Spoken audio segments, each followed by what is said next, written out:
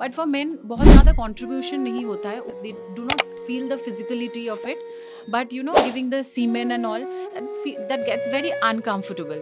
So what is that thing that you have done in your clinic to make the whole thing comfortable? When I was going through this journey myself, and when I thought that I want to build Luma, we did a lot of research and we met women and men.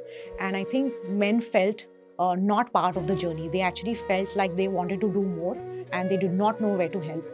So I think one of the things that we try and do at Luma is involve the partner and make it not only just convenient for him on his journey, which is of course, the semen collection procedure at our clinic is very comfortable. The room is very comfortable.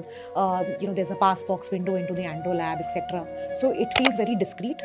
The environment is made in a way that it is non-judgmental, and we are also always counseling the couple together and also taking support from the partner to actually actually give the female who's going through it her support and what she needs.